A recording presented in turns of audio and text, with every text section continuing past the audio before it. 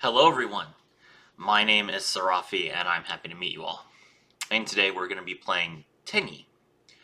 So Tenyi is a deck that is, at the time of recording, the best deck in the ladder. It's the only tier 1 deck rated by DLM, and it is probably the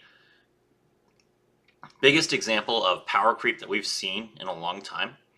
So, let's look at the skill. The skill is called The Legend of the Heroes, and it allows you to gain 2,000 life points as long as you control a Link 3 or a Link 1 and a Link 2. This is very useful for Tenyi as it gives them additional resources, allowing them to essentially tank more hits and rely on their comeback abilities. The second effect is irrelevant.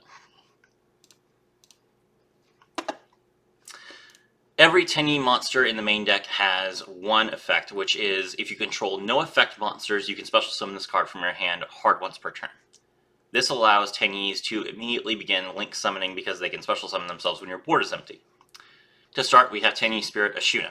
This is a level 7. You can special summon it from your hand. If you control a non-effect monster, you can banish this card from your hand or graveyard to special summon a Tenyi monster from your deck. Also, you cannot special summon monsters for the rest of the turn except worms. That's fine, we're not playing any non-worms. So, this brings me to two things that I want to cover with the spirits. Number one, their second effect for Adhara, Vishuddha, and Ashuna is it requires that you have a face-up non-effect monster. But unlike the first effect, it doesn't require that you have no effect monsters. So what you want to do is you want to send Ashuna to the graveyard with a link summon, then you can special summon a different Tenyi monster from your hand while you control no effect monsters. Then you can just go ahead and banish Ashuna from your graveyard to special summon a different monster from your deck. And that's how you can get multiple of the Tenyi effect monsters out at the same time. The other thing that I want to point out is that all of the Tenyi monsters are different attributes. That's kind of cool. There's 6 of them, each one for a different attribute. That is related to things like Yang Zing, and it's kind of a theme of worms overall. It's something important to keep in mind if you want to flex on the deck in the future. Next up, we have Tenyi Spirit Vishuddha. This is the dark one, and it allows you to banish itself from the graveyard or your hand to target one card your opponent controls and bounce it. That's extremely good, and one of the reasons that Tenyi is so powerful right now is because Yubel is so powerful right now. Vishuddha allows you to easily remove both Kluger and Yubel and Wise Man. So an in-archetype searchable bounce is very, very good, and you will be able to use this effect all the time, against every deck, but especially against Yubel. Adhara is the tuner monster. It is the only tuner monster in the archetype, so even though there are a bunch of level 4s, you can't use them to synchro because, well, none of them are tuners. So it's Adhara and one of your level 7s, which is harder to get out than you might think. The second effect of Adhara is that it allows you to target one of your banished worm monsters and add it to your hand, which is a nice effect. It doesn't have to be a Tenyi either. Mapura is a safe one of. The level 4s, instead of banishing themselves from your hand or graveyard to trigger a proactive effect, have a reactive effect. And Mapura's is that it allows you to negate the effect of a card that targets a non-effect monster and destroy it. This will be probably one of the cards that you like to mill off of your Vessel of the Dragon cycle, and it's a very good option. Nahana is a card that we're running specifically because the Vessel got limited to 2 and we had another space in the deck.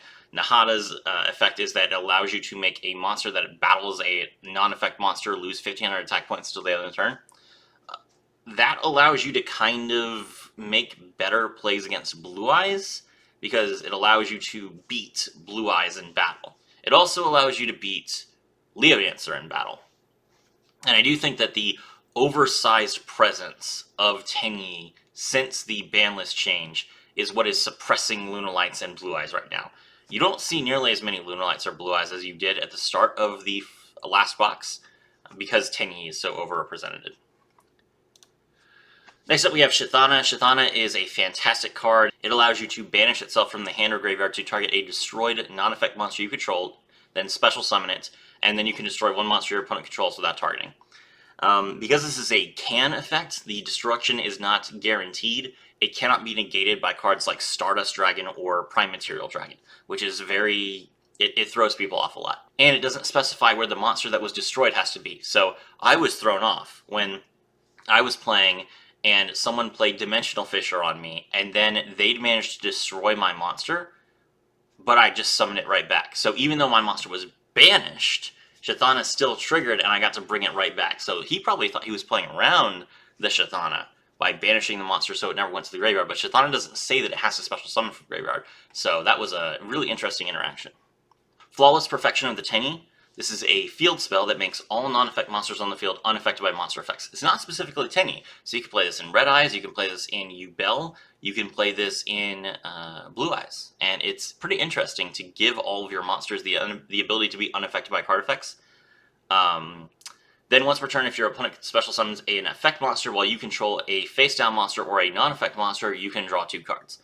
So that's a nice effect. I mean, if you get booked, then you can still use the effect, but primarily you're going to have your Berserker of the Tenyi out, which is going to be unaffected by monster effects, and then drawing 2 cards allows you to potentially get some hand traps, like maybe a Shathana or a Mapura, and then your opponent has to respect that because they know you have played so many hand traps. So they'll be more cautious. Even if you don't have the answer, they'll probably assume that you do.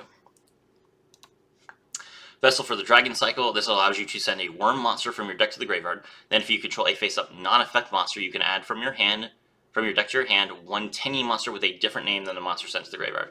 So usually you'll use this to send Mapura to grave and draw Shathana, or if you don't have Ashuna or Vishuda, you'll draw Ashuna or Vishuda. Now, you want to get a card that you can use in your hand and a card that you want to use the effect of in your graveyard. And so Mapura is usually going to be that target unless you specifically did not draw both Vishuda and Ashuna and you're going second. Then you definitely want Vishuda in your graveyard. So it's kind of awkward when you go second and you have a bad hand, but this card definitely fixes a lot of your problems, which is why it's limited, and rightfully so. Heavenly Dragon Circle, this card is a skill testing card, and it's really interesting. You contribute 1 worm-type monster you control to add a worm monster from your deck to your hand, or if you tribute a non-effect monster, you can special summon instead, but negate its effects. So you can get rid of your monk and special summon a worm monster directly from your deck, but if you just draw the worm monster and you have monk, you will typically be able to special summon it anyway. So that's kind of why it's a lower power card than Vessel. But what its second effect is where it really shines. During your main phase, if you control a face-up non-effect monster, you can banish this card from your graveyard to add 1 Tenyi card from your deck to your hand. Now, the way that we get this card in the graveyard typically is with the discard effect of Shaman of the Tenyi, but it's important to note that if you use Shaman to revive a card that is not Monk, you won't have a non-effect monster in your field unless you link it off. So, you got to be careful with that. A lot of times if you try to use Shaman to revive, say, Draco Berserker, you have to be careful about getting another monster on the field to actually link into Monk so that you can make, Berserker or just have Monk out, and then you can trigger all of your effects. But you need to have a non-effect monster on the field after you trigger Shaman to really make use of the Shaman plays, which is not as easy as it sounds. There are a lot of ways that you can mess that up. This effect allows you to draw Tenyi cards, so it doesn't require that you draw a Shuna, for example. You could draw a card like Flawless Perfection of the Tenyi, which is really nice. Getting some protection for your board is definitely an option if you've already built a solid board. And if you haven't, well, then you grab Tenyi monster and you keep going. We're playing 2 Crackdowns. It's just a good card. You can't really use the monsters as link material, but you can use them for other things. I used both Crackdowns to take 2 monsters, and then I just tributed them both for Ashuna. It was pretty funny. So primarily, the reason that we're playing Crackdown instead of Compulse is because of Tenyi. So if you compulse a monster and it's a Tenyi monster, they can still use the effect from hand. Getting the monster and keeping it on your side of the field is the best way to shut down Tenyi, so this card really helps in the mirror, and that's why we're playing it. For the extra deck, we have Draco Berserker of the Tenyi. Requires 1 tuner and 1 non-tuner. When your opponent activates a monster effect, you can banish it, and if the attacking monster destroys an effect monster by battle and sends it to the graveyard, it gains attack equal to the destroyed monster's original attack. Also, it can make a second attack on a monster this turn. Both effects hard once per turn. This is a fantastic card. You will love playing this card in this deck, and it is designed for this deck, so absolutely run it. Boxia, Brightness of the Yang Zing. This requires 1 tuner plus 1 or more non-worm tuner monsters. When this card is synchro summoned, you can target cards on the field up to the number of different original attributes of worm monsters used for the synchro summon of this card and shuffle them into the deck. This will usually be 2. So you can target 2 cards, doesn't have to be monsters, and shuffle them into the deck. So this is, again, a great answer to Yubel, a great answer to Neos Kluger, a great answer to Tenyi. As long as you get around the Mapura, this will allow you to bypass Shatana, as long as they don't have Flawless. So it can be kind of hard to use against Tenyi, but it's not impossible. Once per turn, you can target one card you control, one level 4 or lower monster on your graveyard to destroy the card on the field, and if you do, special summon that other monster from the graveyard. You can use this to pop a trap, for example. You could use this to pop a Vessel of the Dragon Cycle. Just set the Vessel of the Dragon Cycle face down, pop it, and then even if you didn't activate it, you could then activate the Grave effect. That's an option. Or you could just pop Yang Zing and make sure that you have Tenyi monsters. So those are all great ways to use this card. It's important to note that Shaman prevents you from using the effects of non-Tenyi monsters that were special summoned from the extra deck after her effect is activated. So if you use Shaman's effect, you cannot use Boxia's effect for the rest of the turn, but you can use Boxia before you play Shaman. So keep that in mind. Speaking of which, Shaman of the Tenyi requires 2 Worm-type monsters. You can discard 1 card, target a Worm-type monster in your graveyard, special summon it. Also, for the rest of the turn, you cannot activate the effects of monsters special summoned from the extra deck except Tenyi monsters. When an attack is declared involving your face-up non-effect monster, you can target 1 card your opponent controls and destroy it. Both effects hard once per turn. So, it is important to note that an extra deck monster that is revived from the graveyard was not special summoned from the extra deck. So if you use Shaman of the Tenyi to revive Boxia, you can still use Boxia's effect to pop itself in, or another card, and get a worm back from your graveyard. So it's only monsters that were special summoned from the extra deck. This is a good card. The ability to pop is really underrated, in my opinion. I've used it for several wins. You'll see it in the replay. So definitely don't sleep on this card. It is probably one of the best cards that is in the deck, and it sees so little play for some reason. And the last 2 cards, we have Monk of the Tenyi and we have Berserker of the Tenyi. I link 1 and I link 3. One has 1,000 attack points, the other has 3,000 attack points. These are very important for the Tenyi strategy of having a non-effect monster on the field. Otherwise, they're not that important. They are the main recipients of all of the effects of the deck, and they are the main triggers of all the effects of the deck. Otherwise, they're just big beaters. And that's good enough.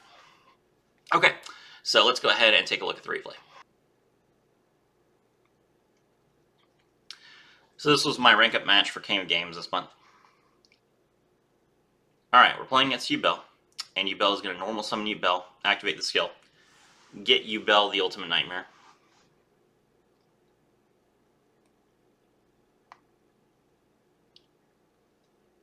Then add Miracle Contact to hand, set 3, and pass.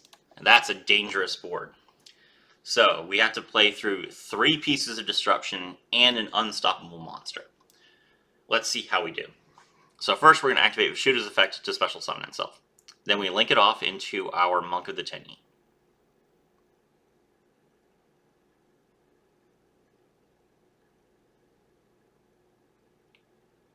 Now we can activate Vishuda's effect. Since we control a face-up non-effect monster, we're going to banish it from the graveyard to get rid of one of our opponent's traps before they can start activating them. That goes back to the hand. Then we can special summon Ashuna from our hand, and then we activate our Heavenly Dragon Circle. And since we control a non-effect monster, we are going to tribute it to special summon Adhara from the deck. Now we have a tuner and a non-tuner on the field. So we'll go ahead and we will synchro summon into our Boxia.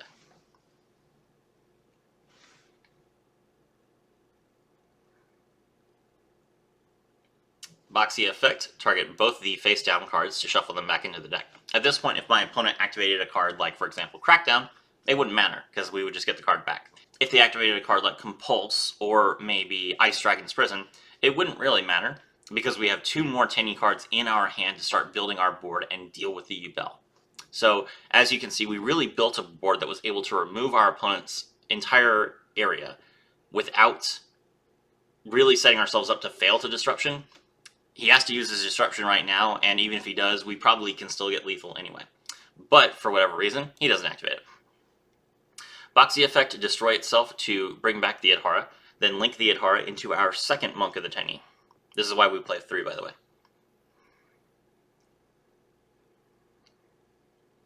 Alright, special summon Shithana, and then activate Ashuna's effect. Special summon Mapura from the hand.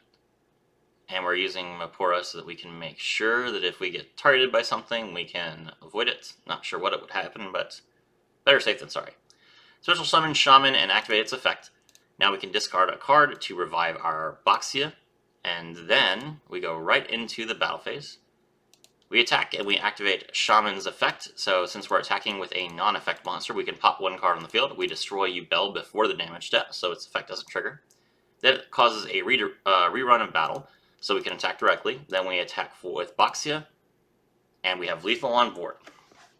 There you go. 3 set trap cards and the dangerous, undestructible monster all gotten through without any sweat at all. That's the power of Tenyi. That's the power of playing with a deck that can link and spam itself, special summon from the deck, draw from the deck, send cards to the graveyard, and then use them in the graveyard. My name is Serafi, and I was thrilled to have you all with me.